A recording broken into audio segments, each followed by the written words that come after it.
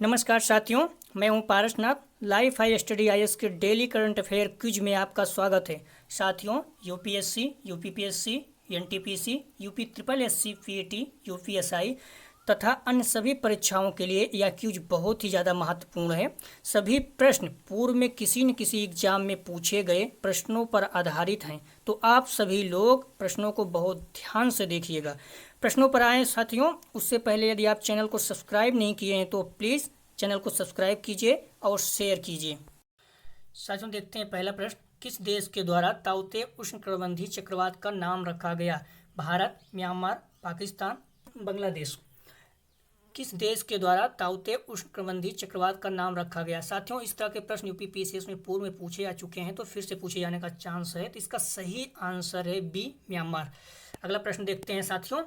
ताउते चक्रवाती तूफान भारत के किन राज्यों को प्रभावित किया? उड़ीसा, गुजरात, महाराष्ट्र, इनमें से सभी। इसका सही जवाब है इनमें से सभी। साथियों, दो ही तरह के अक्सर प्रश्न पूछे जाते हैं, किस देश ने नाम दिया और किन राज्यों को प्रभावित किया।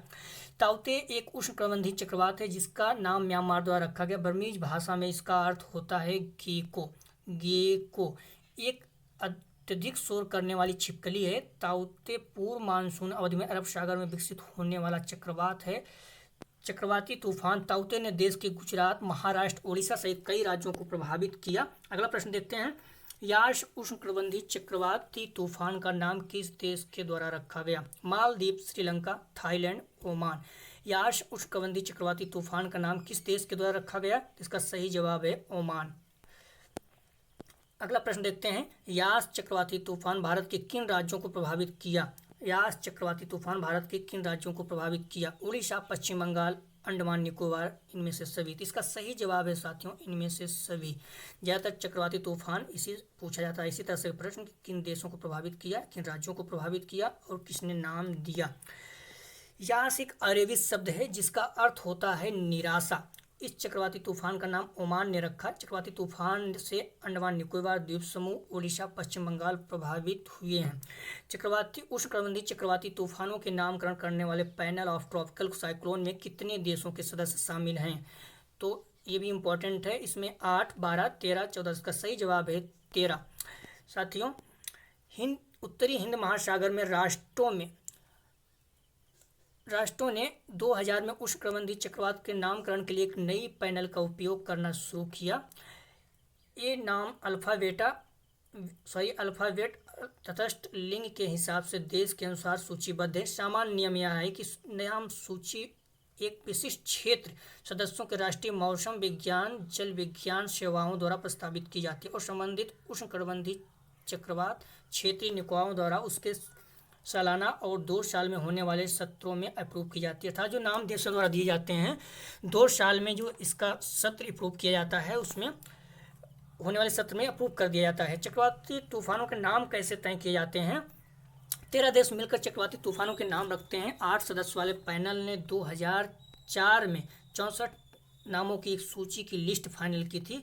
सदस्यों यह पैनल सबसे पहले 2004 में बना था। उस समय 8 देश थे और 64 नाम की एक लिस्ट थी, लेकिन 2018 में 5 और देश जोड़ दिए गए, इसमें शामिल कर लीजिए। अब देशों की संख्या हो गई है 13 और सभी 13 देशों के द्वारा प्रत्येक देश के द्वारा 13 नाम सुझाए गए हैं। तो इस तरह से 169 देश हो गए हैं। WMO संयुक्त राष्ट्र आर्थिक और सामाजिक आयोग और एशिया प्रशांत पैनल ऑफ ट्रॉपिकल साइक्लोन में 13 सदस्य देश इस प्रकार हैं: Bharat, Bangladesh, Myanmar, Pakistan, Maldives, Oman, Sri Lanka, Thailand, Iran, Qatar, Saudi Arab, संयुक्त अरब अमीरात और यमन, जो चक्रवात के नाम तय करते हैं। साथियों, अगला प्रश्न है। किस राज्य ने आवश्यक सेवा संरक्षण अधिनियम इस्मा लागू कर दिया है? किस राज्य ने आवश्यक सेवा संरक्षण अधिनियम लागू कर दिया है? उत्तर प्रदेश, महाराष्ट्र, दिल्ली, बिहार। इसका सही जवाब है ए, उत्तर प्रदेश। साथियों, उत्तर प्रदेश सरकार ने राज्य में इस्मा लागू कर दिया है। अगले 6 महीने तक सरकारी विभाग में शासकीय, अर्धशासकीय, स्थानीय प्राधिकरण के अधीन कार्यरत सभी कर्मचारी कोई भी हड़ताल नहीं कर सकते हैं। आवश्यक सेवा संरक्षण अधिनियम 1966 के तहत रेल, हवाई अड्डा, डाक, टेलीफोन जैसे आवश्यक सेवाओं के कर्मचारी की हड़ताल पर प्रतिबंध करता है। इसमें सरकारी विभाग सरकार के अधीन नियमों और विकास प्राधिकरण पर भी लागू होता है। तो साथियों ध्यान दीजिएगा। अगला प्रश्न है, हाल ही में 2 खगोलीय घटनाएं पूर्ण चंद्रग्रहण और सुपर मून किस तारीख को घटित हुई। साथियों बहुत ही इंपॉर्टेंट है, चाहे पीसीएस या किसी भी एग्जाम की दृष्टि से। हाल ही में 2 खगोलीय घटनाएं पूर्ण चंद्रग्रहण और सुपर मून किस तारीख को घटित हुई। 24 मई, 25 मई, 26 मई, 27 मई। तो इसका सही जवाब है 26 मई। साथियों सुपर मून उस स्थिति को दर्शाता है जब चंद्रमा अपनी कक्षा में पृथ्वी के सर्वाधिक निकट होता है, साथ ही पूर्ण आकार में होता है। नासा के अनुसार सुपर मून शब्द 1979 में ज्योतिषी रिचर्ड नोवेल द्वारा दिया गया था। एक सामान्य वर्ष में 2 से 4 पूर्ण सुपरमून और एक पंक्ति में 2 से 4 नए सुपरमून हो सकते हैं। चंद्रग्रहण, तो साथियों चंद्रग्रहण तब होता है जब पृथ्वी सूर्य और चंद्रमा के बीच में आ जाती है। इसी तरह से सूर्य ग्रहण कब होगा, जब सूर्य और चंद्रमा के बीच में जब सूर्य और पृथ्वी के बीच में चंद्रमा आ जाएगा तो सूर्य ग्रहण होगा। इस दौरान सूर्य, पृथ्वी और चंद्रमा एक दूसरे के बिल्कुल सीध में हो जाते हैं। यह घटना केवल पूर्णिमा के दिन ही घटती है, अर्थात चंद्र ग्रहण पूर्णिमा के दिन लगता है और सूर्य ग्रहण अमावस्या के दिन। इसमें आप लोग कंफ्यूज मत होइए, किसी भी प्रश्न में बहुत ज़्यादा पूछता है। चंद्र ग्रहण, सूर्य ग्रहण बहुत पूछता है, अक्सर लोग कंफ्यूज कर देते हैं। बुद्ध पूर्णिमा के अवसर पर वेशाख वैश्विक समारोह मनाया गया, या किसके जन्मदिन के उपलक्ष्य में मनाया जाता है। साथियों बहुत इंपॉर्टेंट है, बुद्ध पूर्णिमा के अवसर पर वेशाख वैश्विक समारोह मनाया गया या किसके जन्मदिन के उपलक्ष्य में मनाया जाता है। महाकश्यप, गौतम बुद्ध, मोंगलीपुत्र, सम्राट अशोक। इसका सही जवाब है गौतम बुद्ध। साथियों बुद्ध पूर्णिमा के दिन इसका आयोजन धर्म के संस्थापक गौतम बुद्ध के जन्म के उपलक्ष्य में किया गया।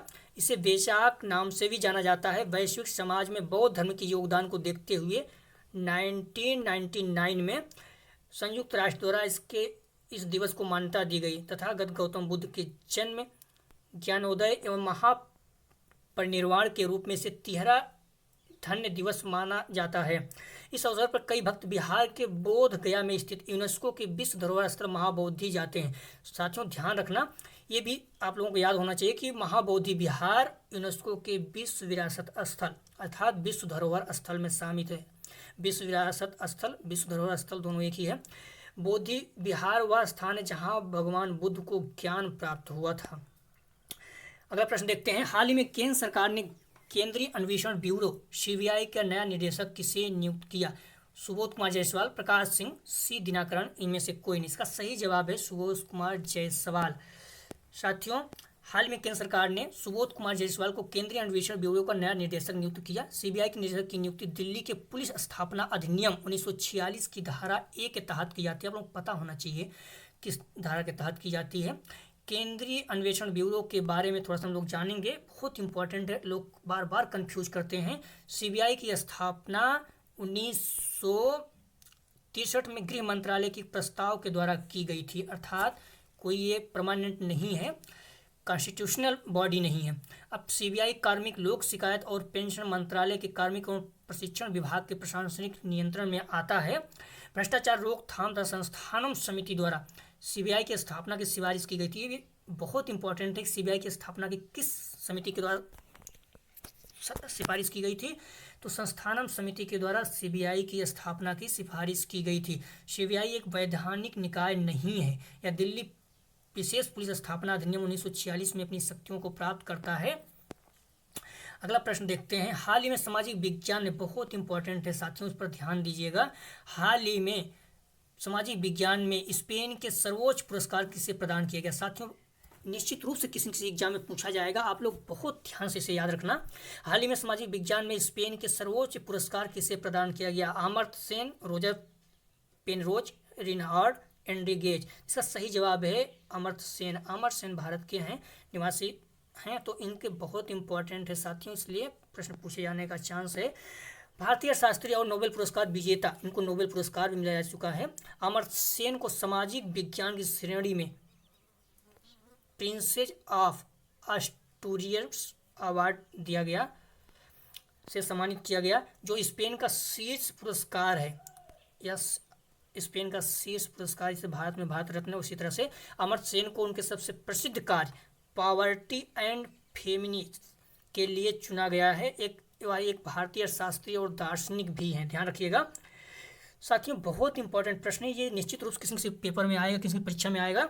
अभी हाल में बहुत न्यूज में था, दलानू घोलवाड़ सपोटा, जिसे चीकू फल भी कहते हैं, किस राज्य का भौगोलिक संकेतक जीआई प्रमाणित उत्पाद है। अर्थात दलानू घोलवाड़ा सपोटा चीकू फल किस राज्य का जीआई प्रमाणित उत्पाद है। कर्नाटक, गुजरात, तमिलनाडु, महाराष्ट्र। इसका सही जवाब है महाराष्ट्र।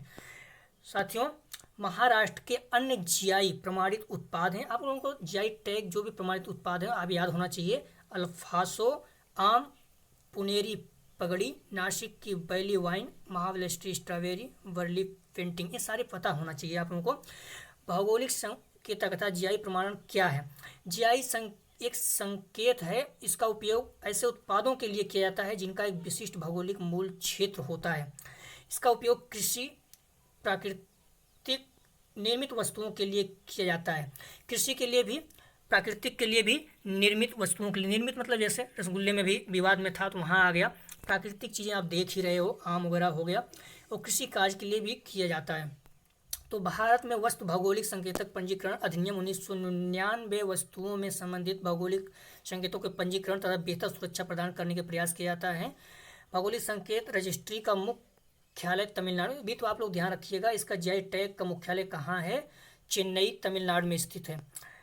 साथियों, अगला प्रश्न है, इसका जवाब आप लोगों को कमेंट सेक्शन में देना है, बहुत ही इंपॉर्टेंट है, आप लोग भूलिएगा नहीं, जरूर दीजिएगा, प्रश्न को अटेंड कीजिएगा। सोहराई खोबर पेंटिंग किस राज्य का जीआई टैग है, प्रमाणित उत्पाद है।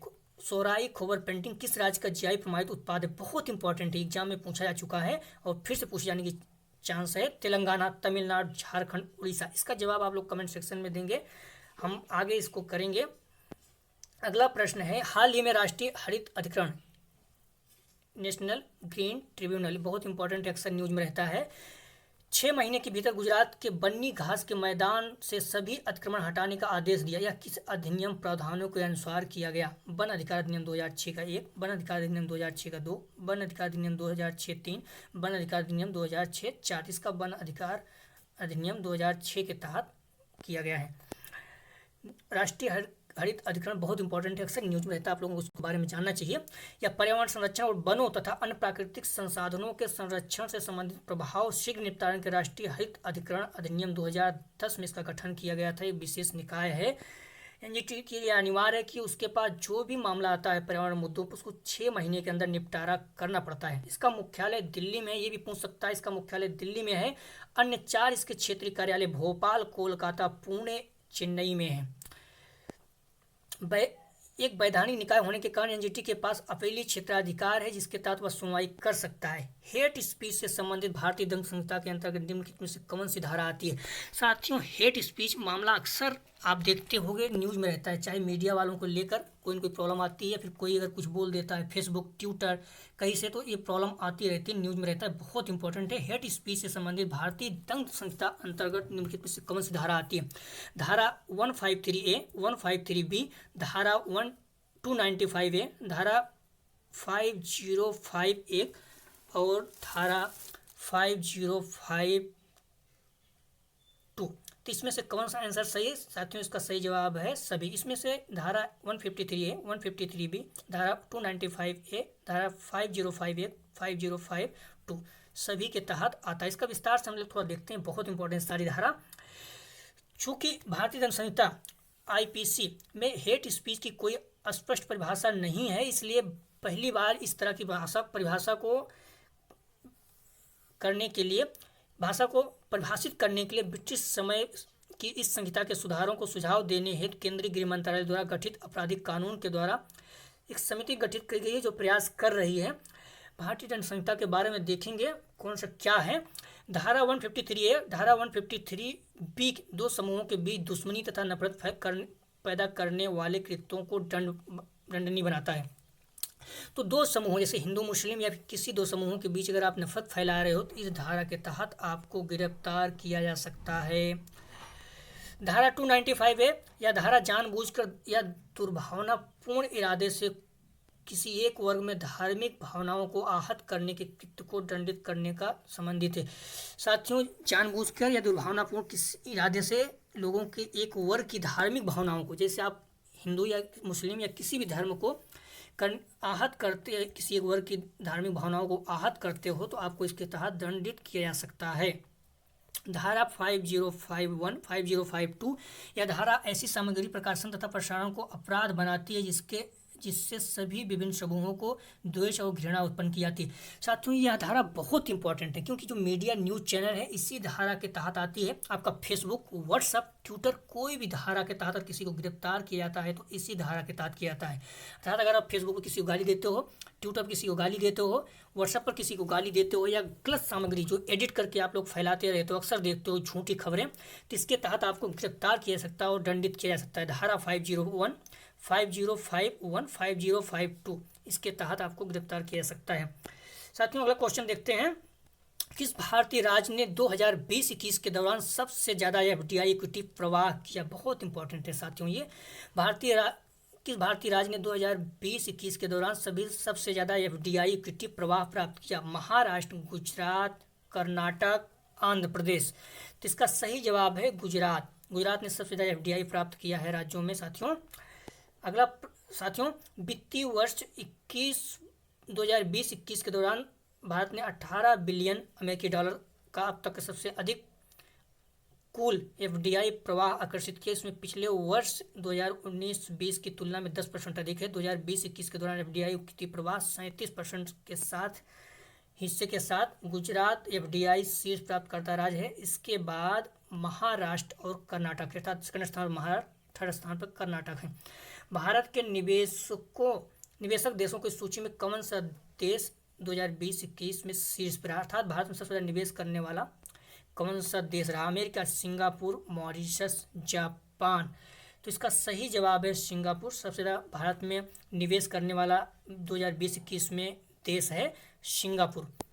साथियों, 2020-21 के दौरान भारत के प्रत्यक्ष विदेशी निवेश अर्थात एफडीआई की प्रवाह जारी आंकड़ों के अनुसार सिंगापुर 29% के साथ शीर्ष पे। इसके बाद अमेरिका 23% है, मॉरिशस 9% है। क्षेत्र के संबंध में अगर क्षेत्र के संबंध में देखिए सबसे ज़्यादा एफडीआई कहाँ पर आया है तो कंप्यूटर, सॉफ्टवेयर और हार्डवेयर को कुल एफडीआई इक्विटी प्रवाह में लगभग 44%, अर्थात कंप्यूटर, सॉफ्टवेयर और हार्डवेयर को कुल एफडीआई 44% जितना एफडीआई आया उसमें से निवेश प्राप्त हुआ है। इसके बाद निर्माण गतिविधियाँ 13% और सर्विस सेक्टर था, सेवा क्षेत्र में 8% एफडीआई मिला है। भारत ने कृषि में सहयोग के लिए किस देश के साथ 3 साल के कार्यक्रम पर हस्ताक्षर किया? भारत ने कृषि में सहयोग के लिए किस देश के साथ 3 साल के लिए कार्यक्रम पर एक हस्ताक्षर किया? बहुत इंपॉर्टेंट है साथियों। America, Israel, France, Japan. इसका सही जवाब है इजराइल। साथियों, भारत और इजराइल ने कृषि सहयोग में विकास के लिए 3 साल के समझौते पर हस्ताक्षर किए और भारत और इजराइल पहले से ही Indo Israel agriculture project centre of excellence और Indo Israel village of excellence को लागू कर रहे हैं।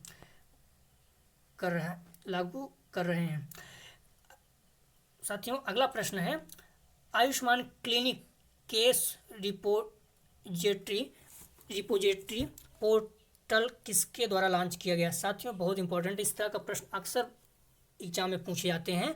Ayush clinical case repository portal किसके द्वारा लॉन्च किया गया? हर्षवर्धन द्वारा जी, किरण रिजिजू जी द्वारा, नरेंद्र मोदी जी द्वारा, अमित शाह जी द्वारा। तो इसका सही जवाब है किरण रिजिजू जी द्वारा। साथियों, केंद्रीय मंत्री किरण रिजिजू ने 27 मई 2021 को Ayush clinic case repository portal को लागू किया। इस पोर्टल के साथ ही आयुष संजीवनी ऐप का तीसरा संस्करण भी लॉन्च हो गया। पोर्टल आयुष चिकित्सकों और आम जनता दोनों को सहायता प्रदान करने वाला एक मंच के रूप में कार्य करेगा। इससे बड़े पैमाने पर आयुष चिकित्सकों द्वारा प्राप्त नैदानिक परिणामों के समस्त सामग्री प्रदान की जाएगी। उद्देश्य में लॉन्च किया जाएगा यह आयुष की सभी धाराओं को ठोस वैज्ञानिक आधार व्यापक बनाने का मदद करेगा। साथियों, ये प्रश्न समाप्त होते हैं, लेकिन अगर आप लोगों को कोई इंक्वायरी है तो आप लोग कमेंट सेक्शन में पूछ सकते हैं और जो प्रश्न हमने पूछा था उस प्रश्न का जवाब आप लोग जरूर दीजिएगा। साथियों, अभी भी यदि आप लोग चैनल को सब्सक्राइब नहीं किए हैं तो प्लीज़ चैनल को सब्सक्राइब कीजिए, शेयर कीजिए। वीडियो देखने के लिए साथियों आप लोगों को बहुत बहुत धन्यवाद। इसी तरह के अक्सर वीडियो डेली आपको मिलता रहेगा। आप लोग चैनल को सब्सक्राइब कीजिए प्लीज़।